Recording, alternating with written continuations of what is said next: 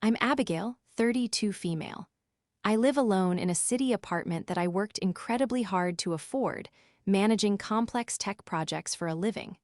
For my entire life, I've been the reliable one, the planner, the fixer, the solid bedrock my family built their chaos upon. This is the story of how I finally let them see what happens when that bedrock decides to crumble on purpose. Before this story unfolds, I'd love to connect with you. Please let me know in the comments where you're watching from and what time it is in your corner of the world. It's amazing to see how far these stories can travel. The idea for the Greece trip started, as most of my family's grand ideas did, with a casual, entitled comment from my sister, Jessica. We were at my mother Alina's house for our obligatory Sunday dinner. I was clearing plates while everyone else sat around the table, scrolling on their phones. Jessica, a high-flying real estate agent who sold multi-million-dollar homes and never let anyone forget it, sighed dramatically. "I just saw the most divine pictures from Santorini," she announced to the room. "White buildings, blue domes, we should go, all of us, for Mom and Dad's anniversary." My mother, a retired school principal who ran her family with the same iron fist she'd used on unruly teenagers, lit up. "Oh, Jess, what a wonderful idea, a real family trip. We haven't done one of those in years." My brother, Mark, who had a fledgling tech startup that was perpetually on the verge of making it big, nodded eagerly. "Totally. I could use the getaway. We could network. You never know who you'll meet in Mykonos." I paused, a stack of plates in my hands. A trip to Greece? That sounds expensive. This was my role in the family. The pragmatist. The one who brought their high-flying ideas down to earth with boring things like budgets and logistics. It was a role I hated, but one they had all come to expect. Jessica waved a dismissive hand, her diamond rings catching the light. "Don't be such a downer, Abigail. We'll figure it out. You're good at that stuff, right? Finding deals, booking things. You can handle the planning." And just like that, I was assigned the job. It wasn't a request, it was a statement of fact. Abigail, the project manager, would manage the family's vacation project. Part of me, the part that still desperately craved their approval, felt a flicker of pride. They trusted me. They needed me. The other, more sensible part of me knew I was just being handed a mountain of unpaid, unappreciated work. Over the next few weeks, that's exactly what it became. I spent my evenings and weekends researching. I compared flight prices, scoured hotel reviews, and built a meticulous spreadsheet. The budget was astronomical, even with the most aggressive deal hunting. When I presented it to them, they all balked. "There's no way it costs that much," Mark said, looking at the spreadsheet on my laptop as if the numbers had personally offended him. "I found us business class seats for a transatlantic flight, villas with private pools, and a chartered boat tour," I explained patiently. "This is what luxury costs." "Well, we can't afford that," my mother declared, her tone making it clear that this was somehow my fault. "You need to find a way to make it cheaper, Abigail." Jessica chimed in. "My friend Tiffany went last year, and she said they got an amazing deal. You're probably not looking in the right places." I bit my tongue. Tiffany's husband was a surgeon. My brother was living off seed funding, my sister's income was commission-based and unpredictable, and my parents were on a fixed retirement income. I was the only one with a stable, high-paying job and significant savings. "Okay," I said, forcing a smile. "Let me see what I can do." I went back to the drawing board. I downgraded the flights from business to premium economy. I swapped the private villas for interconnected suites in a 5-star resort. I found a highly rated group boat tour instead of a private charter. I presented the new budget. It was still high, but more manageable. They were still hesitant. Then came the part I knew was coming. "You know, Abigail," my mother started, her voice soft and wheedling. "Your salary is so good now, and you don't have a mortgage or kids to worry about like your sister does. Maybe you could help out a little more with the cost, as your gift to us." Jessica and Mark nodded in unison, their eyes wide and hopeful. It was a classic family maneuver. Frame it as a gift, a loving gesture, so if I said no, I wasn't being financially responsible. I was being ungrateful and selfish. How much more? I asked, my stomach tightening. Well, Jessica said, pulling out her phone and doing some quick math. If you covered the hotels for everyone, the rest of us could probably handle our own flights and spending money. I did the math in my head. The hotels were the single biggest expense. It was nearly 20 thou. Sand dollars. I had that much in my travel savings fund, a fund I had been building for 5 years with the dream of taking a year off to travel the world solo. This trip would wipe it out completely. But looking at their expectant faces, I felt that familiar pressure. The desire to be the good daughter, the helpful sister. The one who made things happen. Maybe if I did this one huge thing, they would finally see me. They would finally appreciate me. Okay, I whispered. I'll cover the hotels. The mood shifted instantly. There were cheers, hugs, and declarations that I was the best sister ever. My mother kissed my cheek and said, "I knew we could count on you, sweetie." For the next 2 months, I became a full-time travel agent. I booked everything. Every hotel, every ferry, every dinner reservation at a must-try restaurant.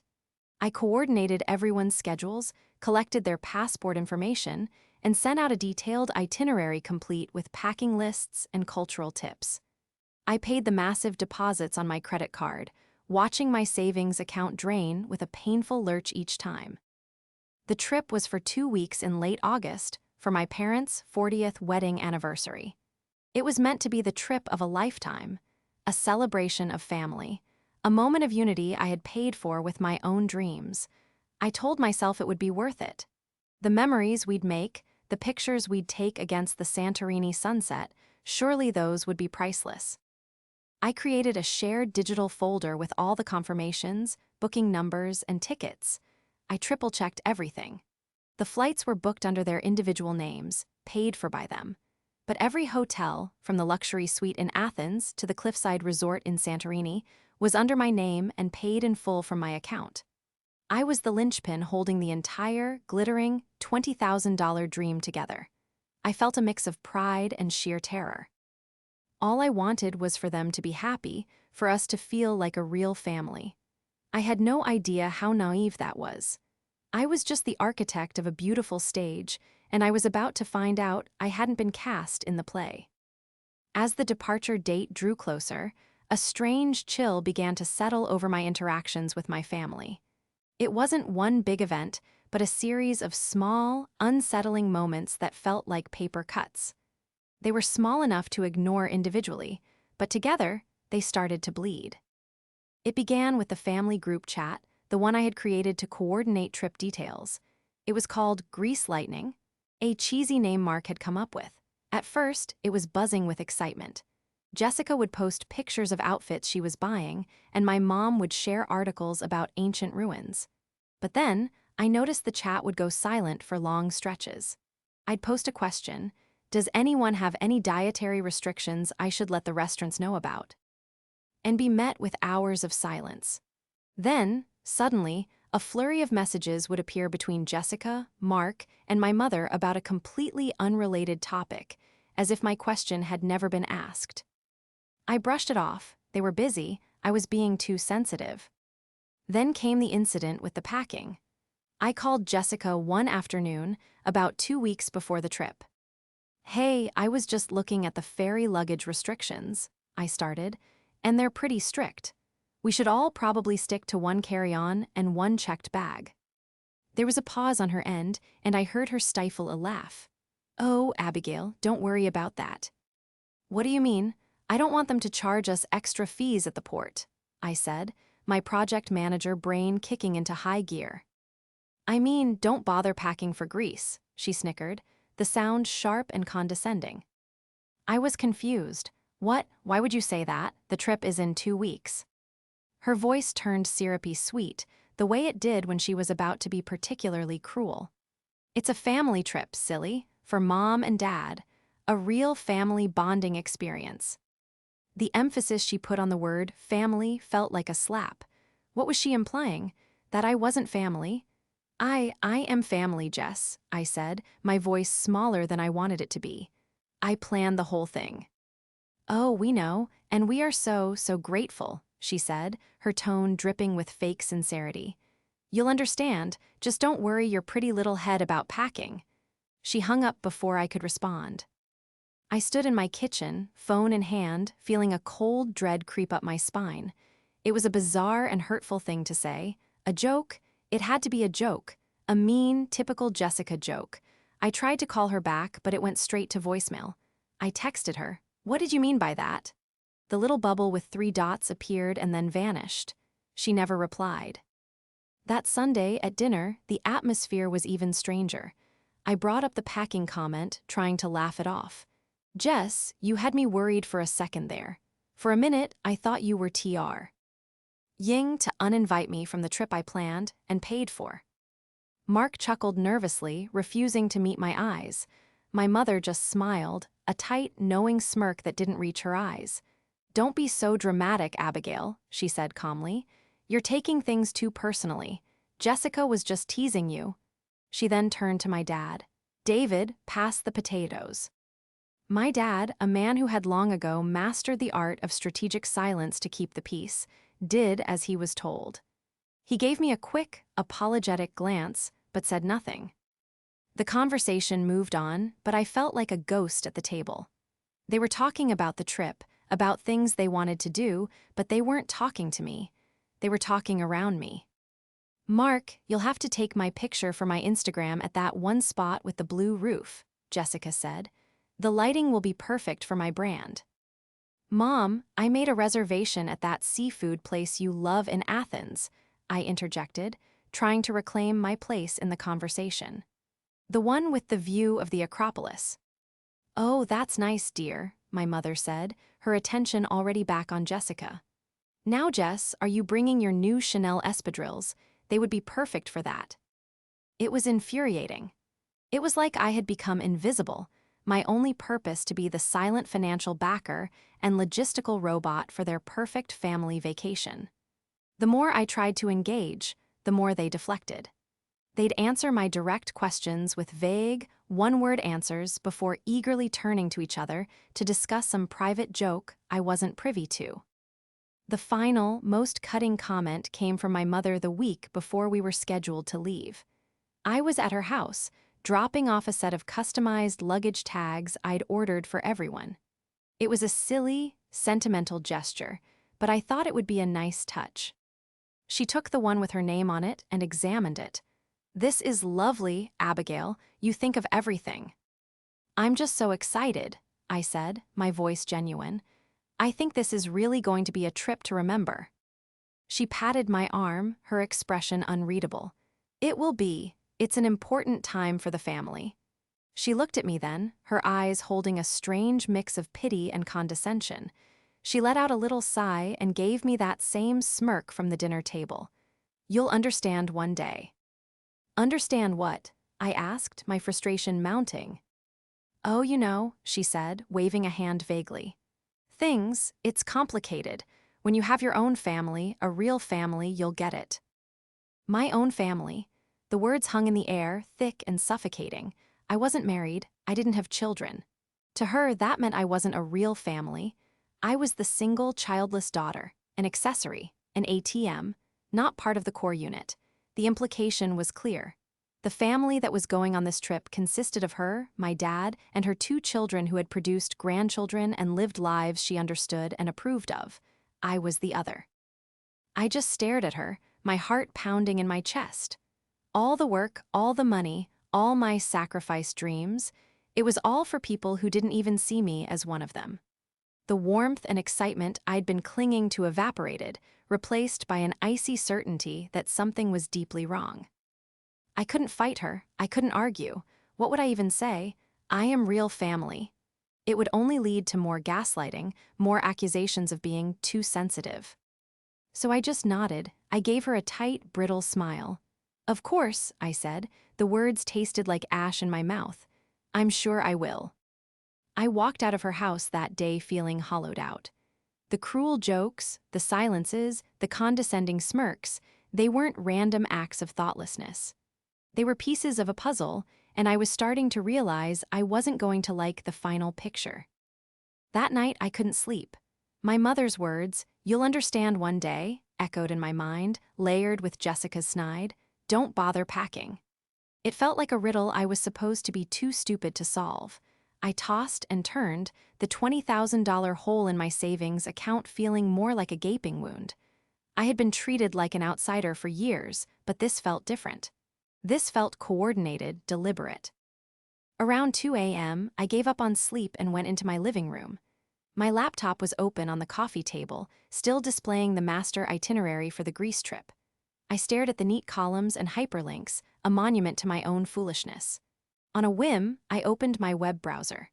My brother, Mark, had used my laptop a few days earlier to quickly check something while he was visiting.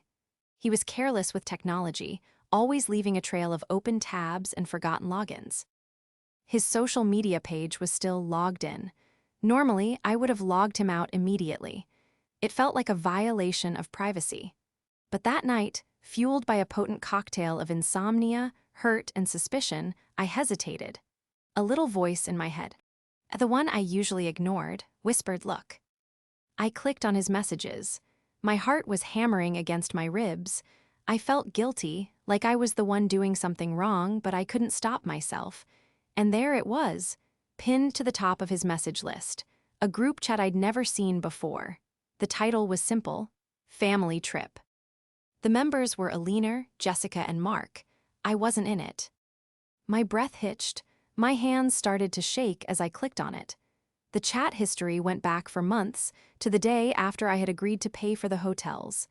It was a running commentary on the trip, on the planning, on me. The first message I saw was from Jessica. "Can you believe she actually fell for it? Wiped out her entire savings for us. LOL." Mark had replied with a string of laughing emojis. The "it's a gift for mom and dad" line works every time. She's so desperate for approval it's almost sad. My mother, Alina, had written, Now, be nice. Abigail is very useful. We couldn't do this without her generosity. Just make sure she doesn't suspect anything until it's too late. We need those hotel rooms confirmed." I felt the air leave my lungs. My vision swam. I had to grip the edge of the coffee table to steady myself. I scrolled up, my movements jerky and uncoordinated. I read through months of their secret conversations, each message a fresh stab of betrayal. They had planned it from the very beginning. The idea for the trip wasn't a spontaneous thought from Jessica. It was a calculated scheme to get a free luxury vacation. They had discussed how to manipulate me into paying for it, dissecting my weaknesses with chilling accuracy. They called me the bank, the planner, and, in one particularly cruel message from Jessica, the spinster stepmule. They talked about their real plans for the trip. They had booked a different set of flights, on a different day. They were leaving a day earlier than the itinerary I had painstakingly created. Their plan was to let me drive them to the airport on the scheduled departure date, thinking I was going with them. They were going to let me check in, only to be told my ticket didn't exist. Jessica had outlined the scene in a message. Imagine her face when the airline agent tells her there's no ticket for her. We'll just act all shocked and confused. "Oh, Abigail, there must be some mistake. We'll call you from Greece and figure it out." And then we block her number. My mother had added, "We just have to be very sympathetic. Tell her we're so sorry and that it's a terrible mix-up. We'll promise to pay her back as soon as we can, of course. We just need to manage her reaction at the airport so she doesn't make a scene." The most sickening part was the discussion about what they were going to tell me after the trip. Their story was that they would claim the hotels were non-refundable and they felt too bad for me to cancel, so they went anyway to not let my money go to waste. They would promise to pay me back in installments, a promise they all openly joked they had no intention of keeping. Mark had written, "She'll get over it. She always does. A few months of the silent treatment and she'll be begging us for forgiveness for ruining the family dynamic." But there was one more piece to their puzzle. A piece that explained my mother's cryptic words, "You'll understand when you have a real family." Jessica had posted a link to a rental villa in Santorini. It was stunning, far more luxurious than the hotel suites I had booked. Just put the deposit down on this place for the second week. It's perfect for the four of us. Four of them. I scrolled back, confused, and then I saw it. A message from Mark to Jessica. Did you tell Brandon yet? Is he excited? Brandon, Jessica's ex-boyfriend from college. A man she'd reconnected with a few months ago, a fact she had conveniently omitted from any conversation with me. Jessica's reply, he's so excited. He's meeting us in Athens. Mom is thrilled. She said it's about time I was with a real man and not just focused on my career. She thinks this trip will be the perfect place for him to propose. My mother had replied with a series of heart emojis. I have a good feeling about this. A 40th anniversary and an engagement all on one trip. It's a real family celebration. There it was, the full, disgusting picture. I wasn't just being excluded, I was being replaced. They weren't just taking my money, they were using it to fund a romantic getaway for my sister and her secret boyfriend, a man they had already welcomed into the real family, while I was being systematically pushed out. My role was to provide the funds and the logistics for their perfect life, and then disappear. I sat back on my couch, the laptop screen casting a pale, sickly light on my face. I felt nothing and everything all at once. The shock was so profound it was like a physical blow, leaving me numb and breathless. The person I was 10 minutes ago, the dutiful daughter, the loving sister, the fool who thought this trip would bring her family closer, was gone. She had been murdered by a secret group chat. In her place, something new was stirring, a cold, hard clarity. The hurt was still there, a deep, cavernous ache in my chest, but underneath it, a different feeling was beginning to smolder. It wasn't sadness. It was rage, a pure, quiet, and absolutely focused rage. They thought I was a mule, a bank, a stepping stone. They thought I was a problem to be managed. They had no idea who I really was.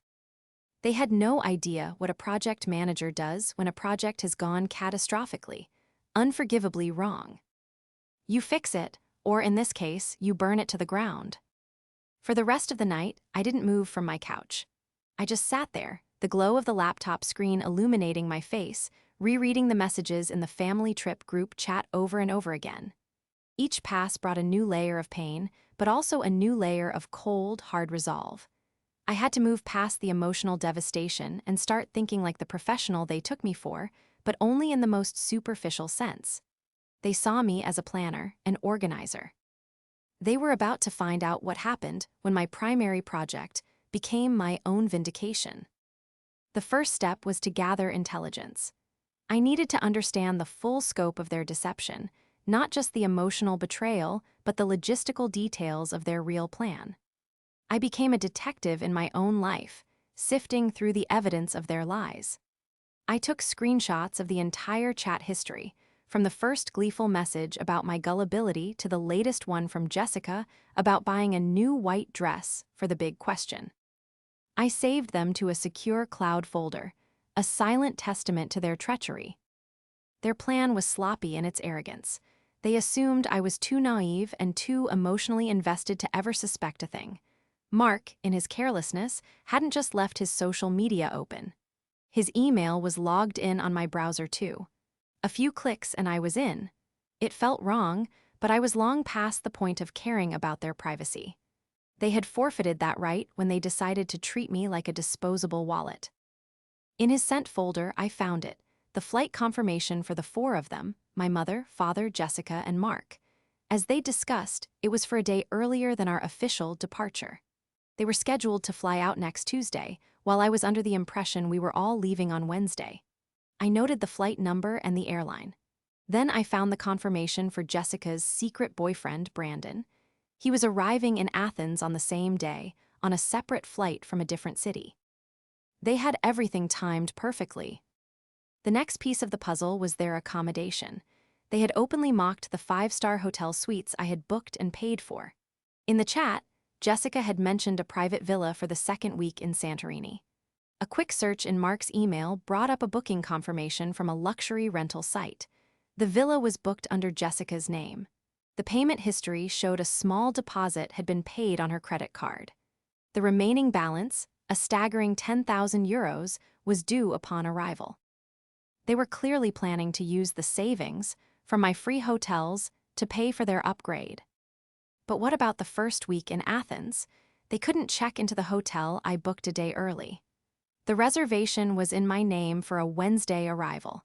A bit more digging in the chat history revealed their simple, brazen solution.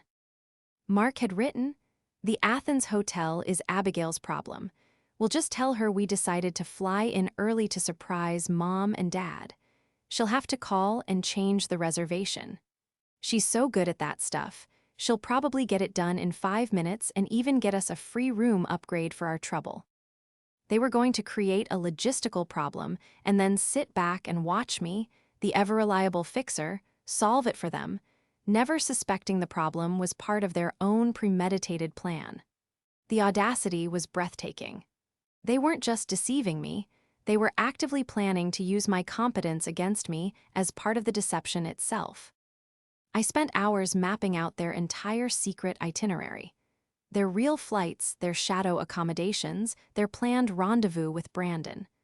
I cross-referenced everything with the bookings I had made. The hotels in Athens and Santorini, the island hopper ferry tickets, the curated dinner reservations, the private tour of the Acropolis, all booked and paid for by me, all in my name. As I worked, the raw emotion began to subside, replaced by an almost zen-like focus. This was no longer a family drama. It was a project that had been sabotaged by untrustworthy stakeholders. My objective had shifted from delivering a successful family vacation to executing a flawless exit strategy and risk mitigation plan. The risk? My family. Wise complete and utter destruction of my finances and emotional well-being. Mitigation? Ensuring they received exactly what they had planned for me. Nothing. I logged out of Mark's accounts and cleared my browser history. They would never know I'd seen it. As far as they were concerned, I was still good old Abigail, the naive pushover, eagerly packing my bags for a trip I was never meant to be on. The next few days were the strangest performance of my life. I had to pretend that everything was normal. I answered their calls and texts with a cheerful, oblivious tone. "Just confirming you're all set for Wednesday morning," I texted in our official group chat. "I'll be there to pick everyone up at 7 a.m. My mother replied with a simple, "Sounds good, dear." I could almost hear the smirk in her voice. In their secret chat, I knew they were laughing, picturing me driving to their houses on Wednesday morning to find them already gone. Jessica called me to ask for the address of the hotel in Athens. "I just want to plug it into my maps ahead of time," she said, her voice bright and breezy. "Of course," I said, my own voice a perfect imitation of helpfulness. "I'll send you the link. It's a beautiful place. I got a suites with a balcony view of the city." "Oh, that's nice," she said, a flicker of something guilt, no, more likely amusement in her voice. "You really are the best, Abby." "I try," I said, and the call ended. Each interaction was a fresh twist of the knife, but it also hardened my resolve. They were so confident in their deceit, so sure of my ignorance. They saw me as a simple, two-dimensional character in their grand drama. They had no idea I was now the director, and the final act was going to be a complete rewrite. I looked at the final piece of evidence I had collected, a screenshot of a message from my mother in the secret chat. It was from the day I had agreed to pay for everything. She agreed. I knew she would. She has this deep-seated need to be the hero, to fix everything for us. As long as we keep letting her think she's saving us, we can get anything we want. Reading it again, I didn't feel pain. I felt a profound, liberating clarity. She was right. I did have a need to be the hero. They had used that need to exploit me, but they never stopped to consider what happens when the hero realizes she's been fighting for the villains all along.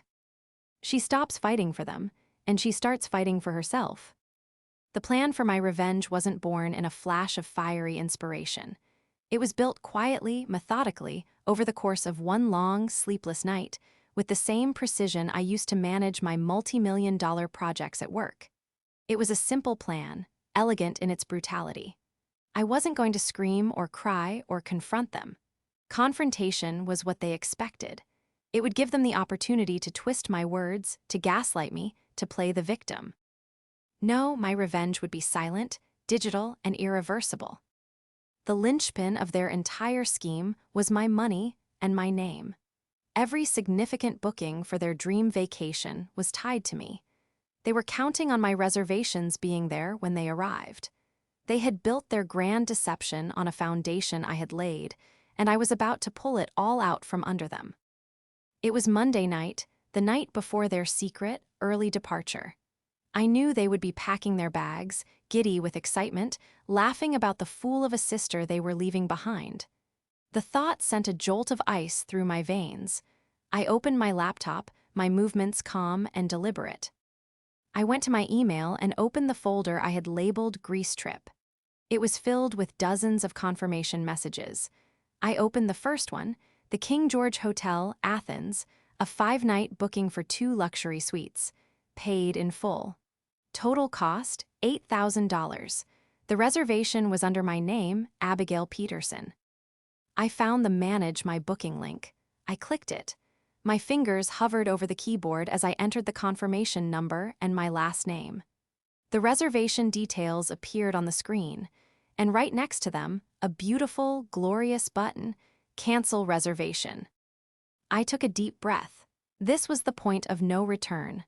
For a fleeting second, a lifetime of ingrained conditioning, to be the peacemaker, the good daughter, washed over me. A voice whispered, "Are you sure? This will destroy them. This will destroy your family." Then I pictured their messages. The spinster stepmule, she's so desperate for approval. The image of Jessica and her secret boyfriend laughing in a villa paid for with my dreams flashed in my mind. My hesitation vanished. I clicked the button. A pop-up appeared. "Are you sure you want to cancel this booking? Please review the cancellation policy." I had specifically booked hotels with a 24-hour free cancellation policy. It was a habit from my job, always build in flexibility, always have an exit strategy.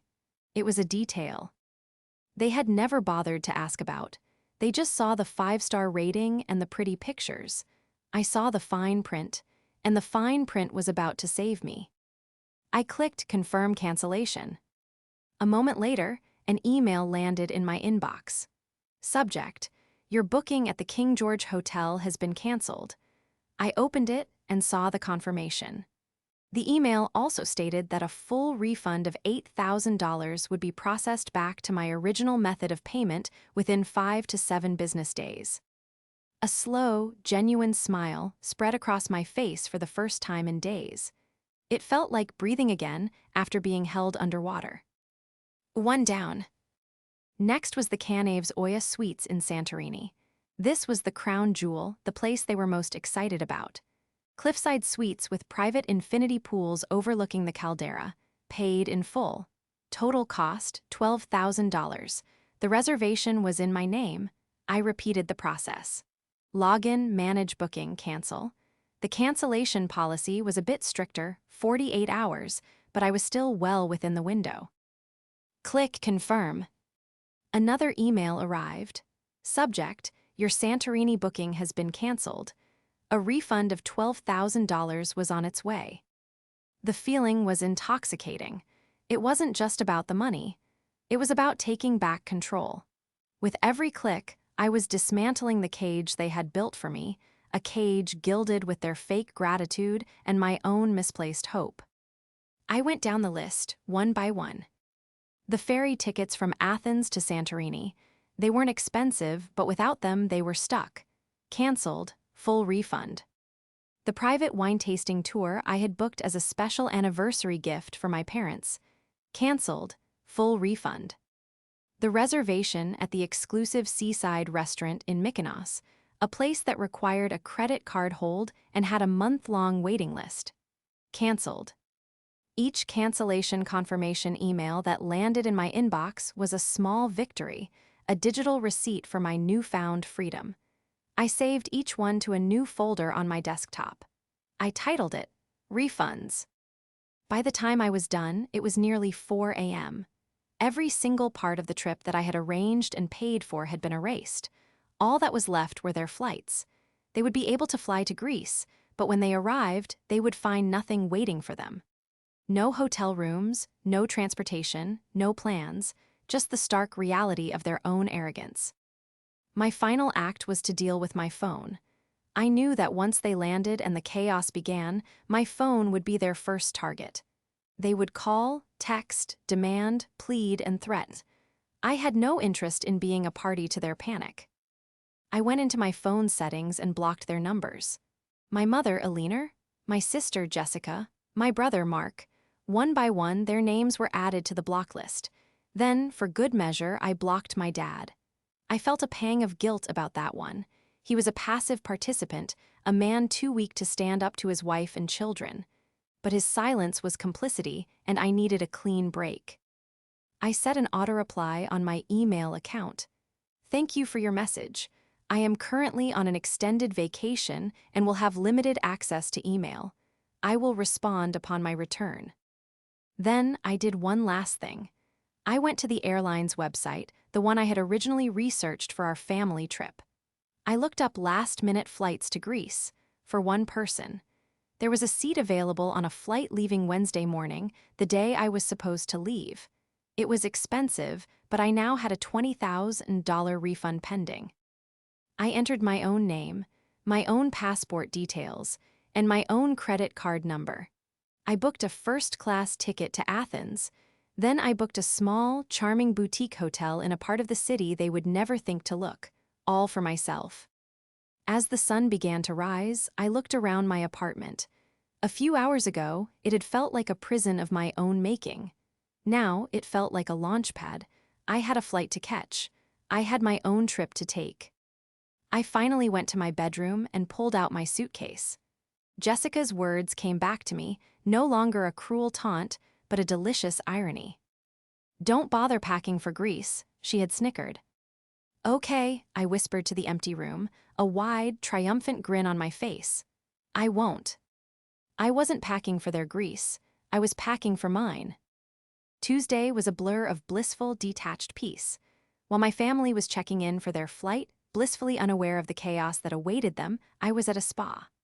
I got a massage, a facial, and spent an hour in a steam room, letting the heat melt away the last vestiges of stress and familial obligation. For the first time in my adult life, I wasn't responsible for anyone's happiness but my own. It was a strange and wonderful feeling. I went home, ordered my favorite takeout, and watched a movie. My phone, blessedly silent, sat on the coffee table like a dormant beast. The real show began on Wednesday morning. My own flight wasn't until 11 a.m., but I woke up early around 6:30 a.m. I made a cup of coffee and sat on my balcony, watching the city wake up. I knew that across the Atlantic, my family's plane had landed in Athens. I pictured them walking through the arrivals hall, tired from the overnight flight but excited, heading for the taxi stand to go to a hotel that no longer had a room for them. The first tremor arrived at 7:01 a.m. It wasn't a call or a text because they were all blocked. It was an email. A new email from an address I didn't recognize. But the subject line was unmistakable. Urgent call ME now JESSICA. She must have used the airport Wi-Fi to create a new email account. The desperation was palpable even in the subject line. I took a sip of my coffee, savoring the moment. I didn't open it. A minute later, another email. This one from Mark, also from a new, hastily created address. Subject, Abigail, what the hell did you do? The hotel has no reservation for us. I allowed myself a small, satisfied smile. It was working. They were in Athens, stranded and confused. I could almost hear the panic in their voices. But the main event, the one I had been waiting for, was yet to come. Part of my revenge was not just about the hotels in Greece, but about the performance they had planned for me at our local airport. They had intended to humiliate me, to watch me get turned away at the check-in counter. I knew they would still be expecting me to show up at their houses at 7 a.m., ready to drive them to the airport for a flight I wasn't booked on. My brother, Leo, oh, I'm sorry, my brother, Mark, was the designated point person for this little piece of theater. At precisely 7:00 a.m. my time, I received a text message from a number I didn't recognize. It was my dad. They must have realized their own numbers were blocked and had him try. The text was short and frantic. "Abigail, it's Dad. Where are you? Mark is waiting. You need to pick him up for the airport." I let the message sit for a few minutes while I finished my coffee. Then, I unblocked only Mark's number. I was curious to see what he would say when he thought he could finally reach me. I typed out a simple, innocent reply to my dad. "Sorry, running a few minutes late. I'll text Mark now." I then switched over to my message thread with Mark. A flood of angry, previously unsent messages instantly appeared. "Where are you? Abigail, pick up your phone. We're going to be late." I waited a beat, then typed my reply. "So sorry, on my way now, see you in 20. His reply was instant. "Hurry up, and don't forget your passport." The last part was dripping with condescending, secret glee. I could picture him sending it with a smirk on his face, thinking he was so clever. I didn't reply, I just let him wait. I pictured him standing by his front door, his luggage next to him, checking his watch every 30 seconds, his annoyance growing. 20 minutes passed, then 30. At 7:35 a.m., his text started again. "Okay, this isn't funny. Where are you? I'm calling in Uber. You better have a good excuse. You are ruining this whole day." This was the moment, the culmination of their little airport subplot. I crafted my response carefully. I needed it to be perfect, simple, direct, and devastating. I smiled and replied, "Book it yourself." I immediately blocked his number again, along with my dad's. I didn't want to see the fallout. I didn't need to. I could imagine the frantic calls he would make to my sister and mother, who were already embroiled in their own hotel-less nightmare in Athens. The beautiful, intricate web of their deception was collapsing in on itself from 2 different continents. An hour later, as I was packing my last few things into my carry-on, a new wave of emails started. They had clearly regrouped and were trying a different tactic. This time, the email came from my mother's new account. Subject: "You have made a terrible mistake, Abigail." The tone had shifted from panic to fury. She accused me of being irresponsible, of making some catastrophic error with the bookings. She demanded I get on the phone with the hotels immediately and fix my mess. "Your father is exhausted, and I will not have him standing on a street corner in a foreign country because of your incompetence," she wrote. "You have 5 minutes to call Jessica and sort this out, or there will be serious consequences." Incompetence. The word was so laughable I almost choked. My incompetence wasn't the problem. My competence was. I had competently uncovered their scheme, and I was now competently executing my response. I didn't reply.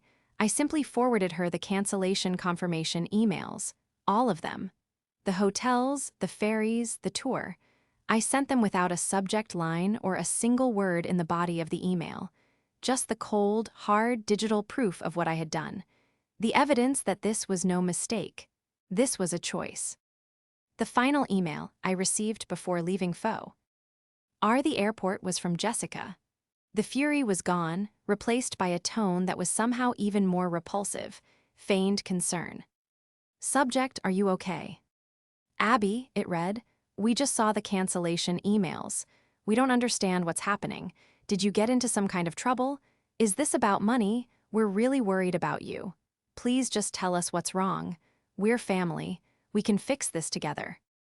We can fix this together. The hypocrisy was so profound it was almost poetic. They had never wanted to fix anything with me, only to fix things by using me. I thought about crafting a long, angry reply, laying out every detail of their betrayal. But what was the point? They knew what they did. They weren't sorry for doing it, they were just sorry they got caught. So I typed back a single, solitary sentence, a quote from their own secret chat, a line my mother had used to describe me. I'm just being useful. I hit send, then I logged out of my email, turned off my phone, and put it in my bag. I called a car to take me to the airport, my own airport, for my own flight. Their panic was no longer my problem. It was just a distant noise from a life I had already left behind. Stepping off the plane in Athens felt like stepping into a different life. The air was warm and smelled of salt and jasmine. The sky was a shade of blue so intense it almost hurt to look at. There was no one waiting for me, no family drama to manage, no cloud of resentment hanging over my head. There was just me, a suitcase, and the promise of a city humming with thousands of years of history. I spent the first few days exploring on my own terms. I wandered through the Plaka district, buying a small, silver olive branch necklace from a street vendor. I hiked up to the Acropolis at dawn, watching the sun rise and cast a golden glow over the Parthenon. I sat at cafes for hours, drinking strong coffee, reading a book, and watching the world go by. I did everything I had planned to do on the family trip, but this time it was peaceful, joyful, and entirely for me. My phone remained off for the first 72 hours. I needed to decompress to fully sever the cord. When I finally turned it on, I was in my beautiful boutique hotel room, looking out over a quiet, tree-lined square. I connected to the Wi-Fi, and the notifications came flooding in. Dozens of emails, hundreds of missed calls and texts from unknown numbers. It was a digital avalanche of their desperation. I read a few of the emails out of a morbid curiosity. They had cycled through every possible tactic. First came the rage and threats from my mother, Eleanor. She promised I was out of the family, disowned, and that I would live to regret this betrayal. She detailed how they had to spend a fortune on a last-minute, terrible hotel, how their anniversary was ruined, how it was all my fault. Then came the guilt-tripping from Jessica. She wrote about how Dad was so disappointed and how could I be so cruel. She mentioned Brandon, framing it as if I had ruined her one chance at happiness. He flew all this way to be with our family, and you destroyed it, Abigail. I hope you're happy. Finally, there was the bargaining from Mark. He sent spreadsheets, actual spreadsheets, outlining a repayment plan for the money I had cost them by booking last-minute accommodation. He promised that if I just reinstated the Santorini hotel, all would be forgiven. He even offered to let me join them for the second week if I apologized. It was all so predictable, so transparently self-serving. Not a single message contained a genuine apology. There was no acknowledgement of their plan, no remorse for their cruelty. Their only regret was that their scheme had failed. I composed a single, final email. I sent it as a group reply to all their new addresses. To my former family, I wrote, I am not in trouble. I did not make a mistake. What I did was a direct response to discovering your calculated, malicious plan to exploit me financially and humiliate me emotionally. I know about the secret group chat. I know about the plan to abandon me at the airport. I know you were leaving a day early. I know about Brandon. I have screenshots of everything. The money you spent on last-minute hotels is not my problem. The ruined anniversary is not my problem. The disappointment you feel is not my problem. These are the consequences of your own actions. You built a house of cards on a foundation of lies, and I simply refuse to hold it up for you any longer. Do not contact me again. I am not your bank, I am not your planner, and I am no longer your mule. I am free. This is the last you will ever hear from me. Abigail. I hit send and then, one by one, I deleted every email and blocked every new address they had created. I scrubbed them from my digital life as thoroughly as I had scrubbed them from my real one. A few days later, I took a ferry to a small, quiet island, one not on our original itinerary. It was peaceful and rugged, with deserted beaches and tiny, family-run tavernas. I spent my days swimming in the clear turquoise water and my evenings eating fresh fish and drinking local wine. One morning, I woke up early and hiked to the highest point on the island, a small, whitewashed chapel overlooking the sea. I sat on a stone wall and watched the sun rise, painting the sky in shades of pink and orange and gold. It was the most beautiful thing I had ever seen. This was my Santorini sunset, the one I had paid for, and it was better than anything I could have shared with them. When I returned home 2 weeks later, I was a different person. The constant weight of my family's expectations had been lifted, and I felt lighter, stronger. I changed the locks on my apartment door and instructed my doorman not to allow any of them up. The apologies, when they finally came, were just as hollow as I expected. A letter from my mother slipped under my door, full of excuses but no real ownership. A tearful voicemail from my dad, saying he was sorry for how things turned out. They weren't sorry for what they did. They were sorry for the new reality they now faced, a reality where their fixer was gone. I never responded. Their apology was not accepted because it was never truly offered.